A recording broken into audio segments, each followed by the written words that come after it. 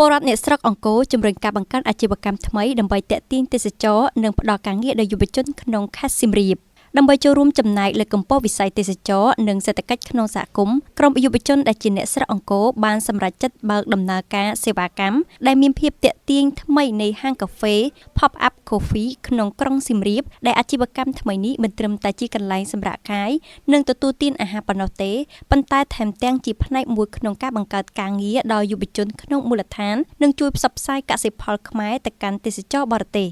លោកសោតគឹមសួរម្ចាស់ Pop-up Cafe បានដឹងថាទីនេះមានការរៀបចំដែលមានរចនាប័ទ្មយ៉ាងប្លែកភ្នែកក្នុងគោលបំណងលើកកម្ពស់វិស័យទេសចរនិងសេដ្ឋកិច្ចក្នុងតំបន់ឲ្យកាន់តែមានភាពរស់រវើកឡើងវិញដែលមិនត្រឹមតែជាកន្លែងសម្រាប់ទទួលទានភេសជ្ជៈប៉ុណ្ណោះទេប៉ុន្តែជាគោលដៅទេសចរថ្មីមួយបន្ទាប់ពីការទស្សនាប្រាសាទបុរាណលោកសោតគឹមសួរបញ្ជាក់ថាតាមរយៈការបង្កើតសាខាថ្មីនេះគឺលោកបានសង្កត់ធ្ងន់លើការជួយជ្រោមជ្រែងដល់សហគមន៍តាមរយៈការផ្តល់ឱកាសការងារដល់យុវជនក្នុងស្រុកជាពិសេសការគាំទ្រកសិករខ្មែរក្នុងមូលដ្ឋានដោយរាប់បន្លែត្រីសាច់និងផ្លែឈើដែលប្រើប្រាស់ក្នុងហាងគឺបញ្ជាទិញផ្ទាល់ពីកសិករក្នុងតំបន់ចំពោះគោលបំណងធំបំផុតរបស់លោកនៃការបើកអាជីវកម្មនេះគឺលោកចង់ឲ្យទីនេះក្លាយជាកន្លែងសម្រាកកាយដ៏ត្រជាក់ចិត្តសម្រាប់ភ្ញៀវទេសចរនិងជាចំណែកមួយក្នុងការជំរុញសេដ្ឋកិច្ចខេត្តសៀមរាបឲ្យកាន់តែរីកចម្រើន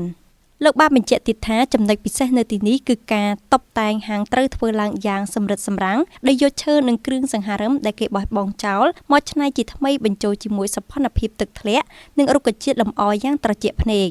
សម្រាប់មុខម្ហូបនិងភេសជ្ជៈមានជាង100មុខជាពិសេសគឺមានការ៉េមធ្វើដោយដៃច្នៃពីផ្លែឈើស្រស់ៗរបស់កសិករខ្មែរជាមួយទីតាំងថតរូបស្អាតៗសម្រាប់យុវវ័យកំដរដោយបរិយាកាសដ៏ស្រស់ស្អាតនិងការស្ដាប់តន្ត្រីហ្គីតាវីយូឡុងរាល់ថ្ងៃចុងសប្តាហ៍ក្រៅពីនេះក៏មានបន្ទប់ប្រជុំធំសម្រាប់អ្នកដែលស្វែងរកបរិយាកាសការងារបែបថ្មីនិងផាសុកភាពផងដែរ